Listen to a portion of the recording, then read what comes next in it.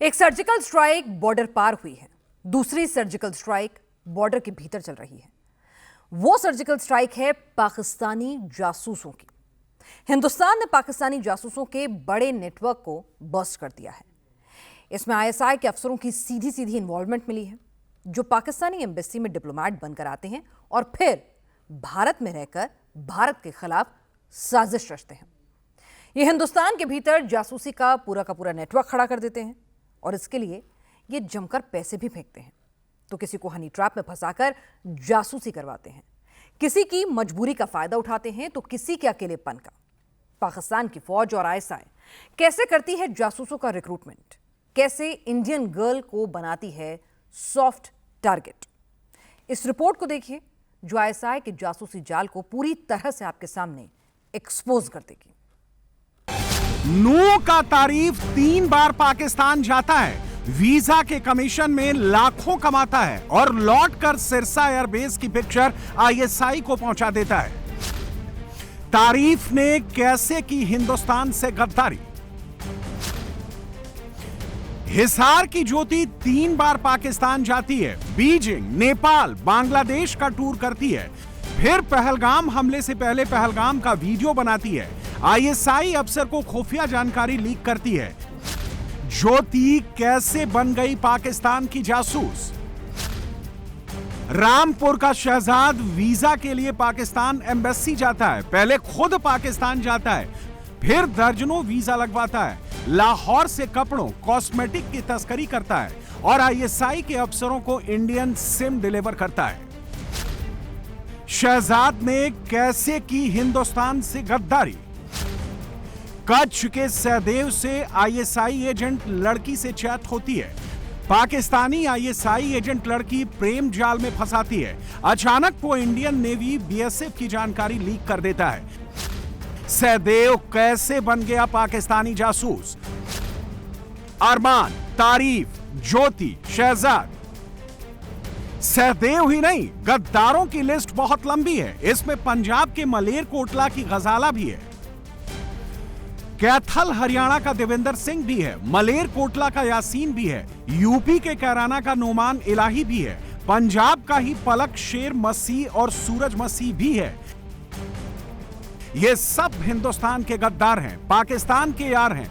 चंद पैसों के लिए, छोटे से फायदे के लिए, अपने स्वार्थ के लिए पाकिस्तान के आगे खुद को इन्होंने बेच दिया। सब पाकिस्तान के जासूस बन गए। लिस्ट बड़ी लंबी है। खुफिया रिपोर्ट की माने तो 200 से 300 तक की तादाद में पाकिस्तानी जासूस हिंदुस्तान में अभी एक्टिव हैं। इन सबका पकड़ा जाना जरूरी है। सबके गिरेबान तक एजेंसियां पहुंच गई हैं। पाकिस्तान का पूरा जासूसी नेटवर्क डीकोड हो चुका है। लेकिन सबसे बड़ी फिक्र की बात यह है कि पाकिस्तान कैसे पूरे हिंदुस्तान में बिछा देता है जासूसी का जाल। पाकिस्तान के जासूसी की जाल में कैसे फंस जाते हैं हिंदुस्तानी। पाकिस्तान की आईएसआई पाकिस्तानी जासूसों की भर्ती कैसे करती है। कैसे हिंदुस्तान की फौज, नेवी, एयरफोर्स के अफसर बन जाते हैं पाकिस्तान के जासूस।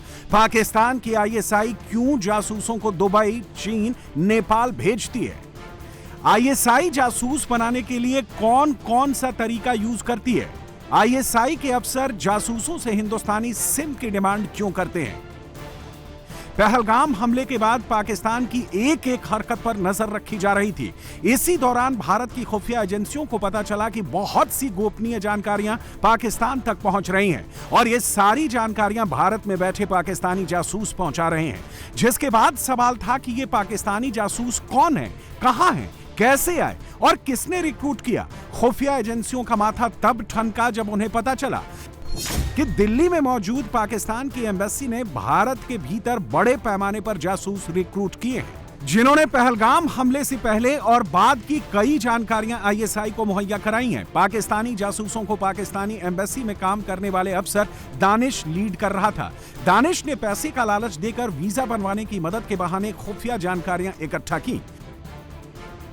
सवाल यह है कि पाकिस्तान एम्बेसी में काम करने वाले एक अफसर ने कैसे हिंदुस्तानियों को बना दिया पाकिस्तानी जासूस। हमारी इन्वेस्टिगेशन में पता चला कि आईएसआई बड़े ही प्रोफेशनल तरीके से भारत में जासूसों का रिक्रूटमेंट करती है। आईएसआई 2 तरीकों से भारत में जासूस तैयार करती है। पहला परमानेंट जासूस बनाती है और दूसरे टेम्पररी जासूस होते हैं। परमानेंट जासूस वो लोग होते हैं जो भारत में भेजे जाते हैं, भारत के भीतर रहकर भारत के खिलाफ काम करते हैं। ये पाकिस्तान से ही फौज और आईएसआई से ट्रेनिंग लेकर भारत आते हैं। इनकी असली पहचान कुछ और होती है। ये आसानी से पकड़ में नहीं आते हैं। ये सिर्फ खुफिया जानकारियां इकट्ठा नहीं करते, बल्कि ऐसे हिंदुस्तानियों पर इनकी नजर रहती है जो आईएसआई एजेंट बनने के लिए फिट हों। आईएसआई अपने परमानेंट एजेंटों को उच्चायोग में रखता है और उन्हें अलग अलग पोस्टिंग पर घुमाता रहता है। आईएसआई रेगुलर सेना के अफसरों को वापस बुलाकर नए नए अफसरों को रिक्रूट करता है। पाकिस्तान से ये जासूसी की ट्रेनिंग लेकर आते हैं। फर्जी पासपोर्ट और फर्जी पहचान के साथ भारत भेजा जाता है। दूसरा, टेम्परेरी जासूस बनाते हैं। हिंदुस्तानी को टेम्परेरी जासूस के लिए सेलेक्ट किया जाता है। परमानेंट एजेंट ही टेम्परेरी एजेंट कौन बन सकता है, उसका रिक्रूटमेंट करते हैं। ऐसे भारतीयों को खोजा जाता है जो खुद को असुरक्षित महसूस करते हैं, जो अकेलेपन में रहते हैं, जिनको पैसे की जरूरत होती है, जो पाकिस्तानी वीजा बनवाते हैं या वीजा नहीं मिल पाने की वजह से परेशान रहते हैं। इनका काम कराकर पैसे देकर जासूस बना देते हैं। और कुछ ऐसे भी लोगों पर इनकी नजर होती है जो लड़कियों से दोस्ती के लिए बेकरार रहते हैं। ऐसे लोगों की सोशल मीडिया पर पहचान करते हैं और इन पर हनी ट्रैप का जाल फेंकते हैं। जो फंस जाता है वो पाकिस्तानी जासूस बन जाता है। पैसे की लालच और ब्लैकमेल करके खुफिया जानकारियां मंगवाने लगते हैं। भारत में आईएसआई का परमानेंट जासूस पकड़ा गया, तब पाकिस्तान के जासूसी नेटवर्क का खुलासा हुआ। पाकिस्तानी दूतावास का अफसर दानिश आईएसआई का परमानेंट जासूस था। वही दानिश जिसने ट्रैवल ब्लॉगर ज्योति मल्होत्रा को वीजा दिलवाने में मदद के बहाने खुफिया जानकारियां इकट्ठा की। पाकिस्तान एम्बेसी में ज्योति मल्होत्रा के साथ दानिश की तस्वीरें वायरल हुई तो आईएसआई की साजिश का खुलासा हुआ। जांच में पता चला है कि दानिश खुद को पाकिस्तानी दूतावास में वीजा अफसर बताता था। ट्रैवल ब्लॉगर ज्योति मल्होत्रा पाकिस्तानी वीजा लेने के चक्कर में दानिश के संपर्क में आए और दानिश ने उसे वीजा बनवाने और पैसों से मदद देनी शुरू की। आरोप है कि ज्योति मल्होत्रा को दानिश ने पाकिस्तानी वीजा दिलवाने के साथ साथ बांग्लादेश, दुबई, चीन, भूटान, नेपाल, इंडोनेशिया, थाईलैंड का वीजा भी दिलाने में मदद की और उसकी ट्रिप के खर्च का भी इंतजाम किया। खुफिया एजेंसियों को जांच में यह भी पता चला है कि दानिश वीजा अधिकारी नहीं बल्कि आईएसआई का एक इंस्पेक्टर रैंक का अधिकारी है, जो शोएब नाम के एक सीनियर आईएसआई अधिकारी को रिपोर्ट कर रहा था। दानिश को इंडियन सिम कार्ड अरेंज करने और प्रभावशाली लोगों को जासूसी में भर्ती करने का काम सौंपा गया था। दानिश का पासपोर्ट इस्लामाबाद का है। 21 जनवरी 2022 को भारत के लिए वीजा दिया गया था। भारत के खिलाफ जासूसी नेटवर्क बनाने और साजिश रचने का खुलासा होने के बाद भारत सरकार ने 13 मई को भारत से दानिश को निकाल दिया था। सिर्फ दानिश ही नहीं, आईएसआई पर भारत में जासूसी तंत्र को एस्टैब्लिश करने के पहले भी कई आरोप लग चुके हैं। 2016 में आईएसआई ने महमूद अख्तर नाम का भी एक परमानेंट एजेंट भेजा था, जो पाकिस्तानी दूतावास में ही रहता था। जब वो जासूसी नेटवर्क बनाने के आरोप में पकड़ा गया तो उसके पास से फर्जी आधार कार्ड मिला था। महमूद अख्तर पाकिस्तान की 40 बलूच रेजिमेंट में हवलदार था। 2013 में उसने आईएसआई को ज्वाइन किया। ट्रेनिंग के बाद भारत के पाकिस्तान दूतावास में वीजा ऑफिसर बनाकर भेज दिया गया। लगभग 2.5 साल तक अख्तर भारत में जासूसी करता रहा। इतना ही नहीं, महमूद अख्तर ने जासूसों का पूरा नेटवर्क भी खड़ा कर लिया था। हालांकि डिप्लोमेटिक पद पर होने की वजह से इसे गिरफ्तार नहीं किया गया। इसे भी भारत सरकार ने 48 घंटे के भीतर भारत छोड़ने का आदेश दे दिया था। समझना मुश्किल नहीं है कि कैसे भारत के भीतर पाकिस्तानी जासूसों का नेटवर्क तैयार होता है, जिसमें पाकिस्तान की एम्बेसी का सीधा रोल होता है, जहां दानिश और महमूद अख्तर जैसे आईएसआई के परमानेंट एजेंट हिंदुस्तान में साजिश का खतरनाक नेटवर्क तैयार करते हैं। पाकिस्तानी एम्बेसी में बैठे आईएसआई के ये परमानेंट एजेंट टेम्परेरी एजेंट की तलाश करते हैं। टेम्परेरी एजेंट को तलाशने के लिए भी ये 3W का फार्मूला यूज करते हैं। 3W फार्मूला मतलब वाइन, वुमेन एंड वेल्थ। इस फार्मूले के जरिए उन भारतीयों की ये शातिर ढंग से प्रोफाइलिंग करते हैं। ऐसे लोगों को टारगेट करते हैं जो खुद को असुरक्षित महसूस करते हैं, जिनकी लाइफ में कोई बड़ी कमजोरी हो या फिर स्मगलिंग के धंधे से जुड़े लोग। ज्यादातर मामले में खेल पैसों का होता है, इसलिए या तो जरूरतमंद फंसते हैं या फिर लालची मतलब आर्थिक तंगी, बेरोजगारी, कर्ज के बोझ तले दबे लोग या फिर स्मगलिंग के धंधे में लिप्त लोग। ऐसे लोगों को पहले टारगेट किया जाता है। पैसे के बदले उनसे खुफिया जानकारी का सौदा किया जाता है। पाकिस्तानी आईएसआई एजेंट दानिश ने रामपुर के शहजाद को जासूस इसी फॉर्मूले से बनाया। शहजाद शुरू में गाड़ी चलाता था। क्या करता है शहजाद? वो तो गाड़ी चलाते हैं। ड्राइवर जी, गाड़ी चलाना है। हाँ। गाड़ी है। बताया जा रहा सूट वूट और मसाले का काम भी करता था। नहीं, कोई मसाले का काम नहीं। वहाँ से सूट वगैरह लिया कर, जैसे गए। हाँ। जैसे सूट लाए। हाँ। जैसे हम ये पहनते हैं, ये लेडीज सूट, ये बस खाली। ये पाकिस्तान से ही लाया हुआ? जी हाँ, ये सूट जैसे हाँ, जैसे लेकर आते हैं हम। हाँ। तो वहाँ से लाके यहाँ बेचता? जी हाँ, आएगा 2-1 साल से। हाँ। जब लिया करे थे सूट, उसके बाद तब से जी। लेकिन जल्द ही उसने कॉस्मेटिक्स, मसाले और कपड़ों की तस्करी शुरू कर दी।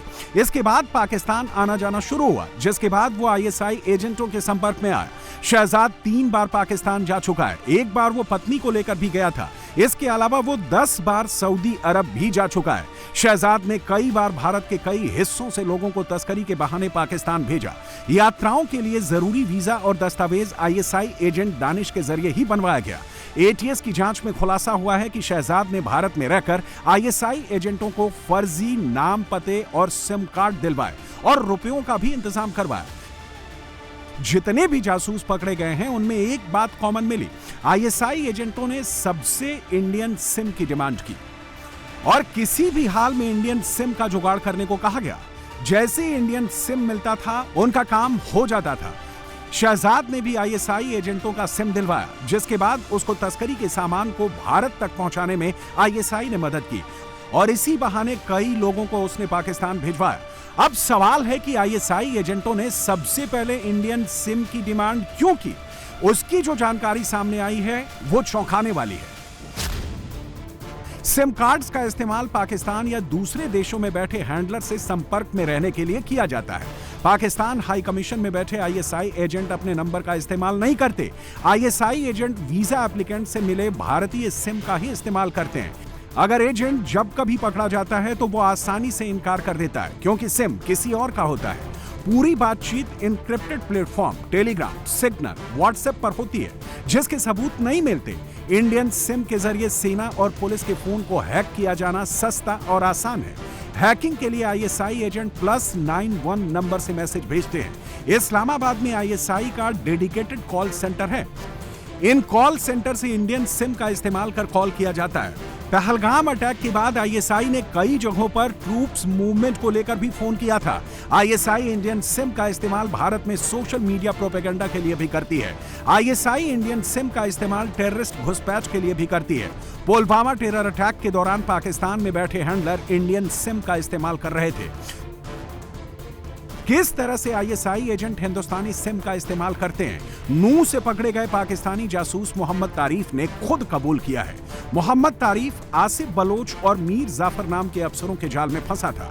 तारीफ कुल 3 बार पाकिस्तान गया था।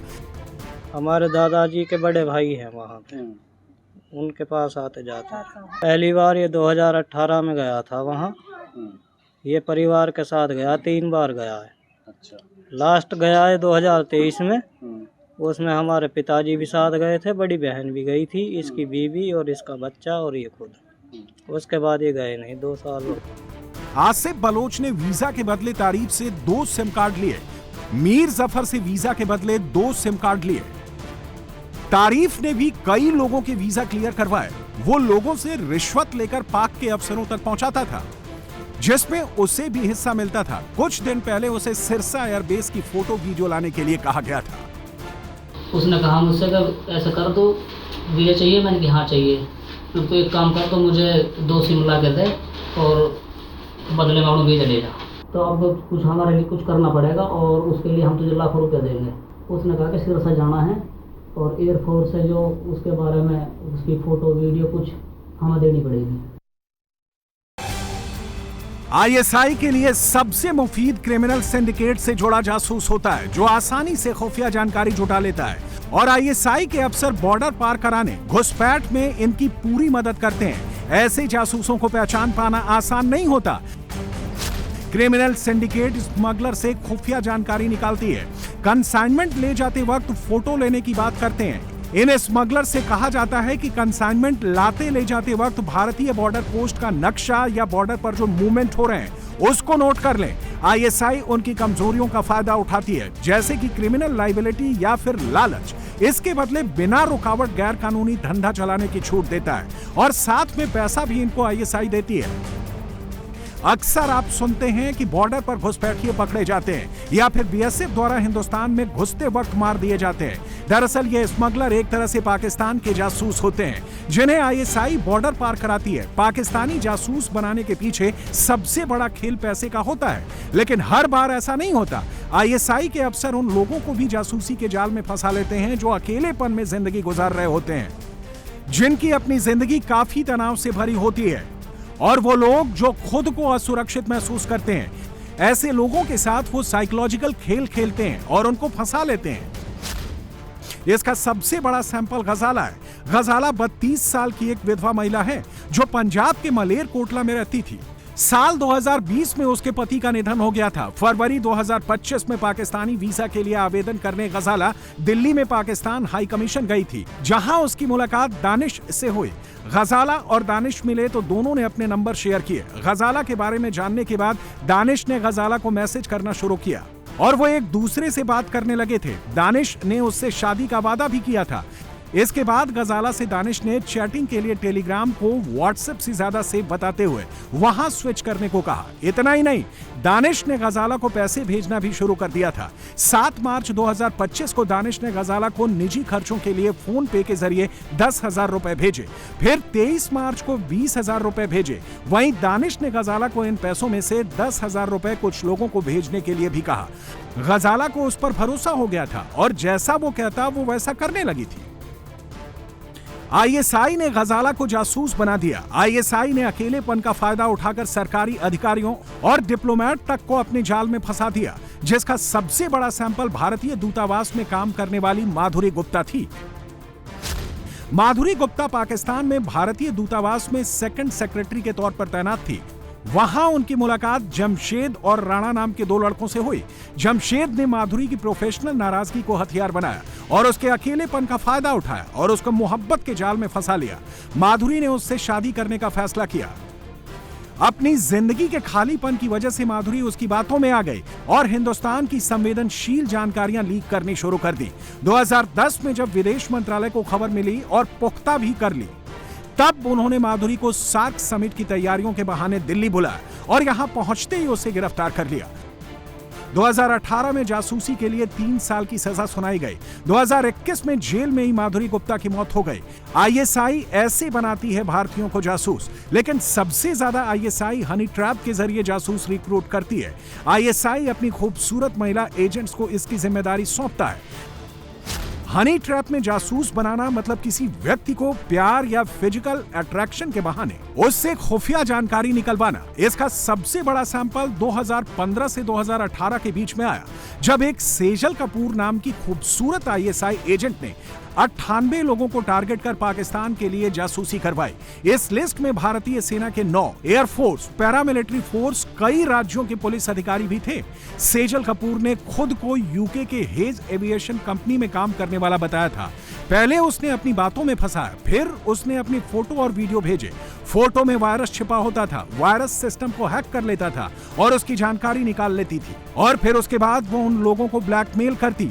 2018 में ब्रह्मोस इंजीनियर निशांत अग्रवाल को भी इसी तरह फंसाया गया। ब्रह्मोस की जानकारी लीक करने के आरोप में निशांत को 2024 में नागपुर कोर्ट ने आजीवन कारावास की सजा सुनाई थी। इस बार भी आईएसआई ने हनी ट्रैप के जरिए ही कच्छ के सहदेव गोहिल को जाल में फंसाया। सहदेव गोहिल कच्छ के दयापार में एक स्वास्थ्य कार्यकर्ता के रूप में काम करता था। जांच में पता चला कि गोहिल अदिति भारद्वाज नाम की एक महिला के संपर्क में आया था, जो एक पाकिस्तानी आईएसआई एजेंट थी। गोहिल ने उसके प्यार के जाल में फंसकर नौसेना और बीएसएफ की संवेदनशील जानकारी पाकिस्तान को दी, जिसके बदले में गोहिल को 40,000 रुपए मिले।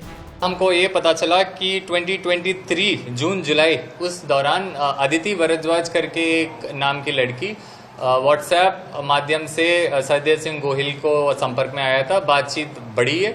उसके बाद उन दोनों के बातों में ये पता चला, उन्होंने क्लियर किया, इसको कॉन्फिडेंस में लेके इसको पता चला कि पाकिस्तानी एजेंट थी। सहदेव गोहिल ने उसने खुद के आधार कार्ड से एक सिम लिया था और उस सिम से एक व्हाट्सएप एक्टिवेट करके ओटीपी के थ्रू अदिति भारद्वाज को दिया गया था। उसी नंबर पे उसके बाद से जितने भी बीएसएफ और इंडियन नेवी का जो सीक्रेट कंस्ट्रक्टेड बिल्डिंग्स है वो सारा उसको शेयर करते थे। इसके अलावा आईएसआई उन लोगों को भी अपने जाल में फंसाती है जिनके रिश्तेदार पाकिस्तान में रहते हैं, जो अपने रिश्तेदारों से मिलना चाहते हैं, उनका वीजा क्लियर नहीं होता है, तो उस मजबूरी को ये खुफिया जानकारी इकट्ठा करने का हथियार बना लेते हैं। वीजा क्लियरेंस का लालच देकर खुफिया जानकारी निकलवा लेते हैं। इस बार भी आईएसआई ने वीजा दिलाने के नाम पर कई जासूस तैयार कर लिए। इसके अलावा आईएसआई उन लोगों को भी टारगेट करती है जो दूसरे देश को घूमने के शौकीन है। अब आपके जेहन में भी सवाल उठ रहा होगा कि ज्योति मल्होत्रा हो या शहजाद हो, इन लोगों के दुबई चीन वाली ट्रिप पर सवाल क्यों है? पकड़े गए पाकिस्तानी जासूसों ने विदेशों में यात्रा क्यों की? जांच में पता चला कि नए जासूसों को दरअसल दूसरे देशों में आईएसआई के हैंडलर से मिलवाया जाता है, जो काठमांडू, दुबई या श्रीलंका या मालदीव में मौजूद रहते हैं, जिन्हें दिल्ली में हाई कमीशन का सेकंड इन कमांड जासूसों को लीड करता है। इन्हें सुख सुविधा और पैसे का लालच देकर जासूसी के लिए तैयार किया जाता है। पाकिस्तान साजिश करता है और करता रहेगा, वो सुधरेगा नहीं। इसलिए पाकिस्तान की साजिशों से सतर्क रहने की जरूरत है। जिस तरह से भारत ने 4 दिन के युद्ध में धूल चटाई है, वो ऐसी गंदी चालें और चलेगा। जो अलर्ट नहीं रहेगा वो फंसेगा।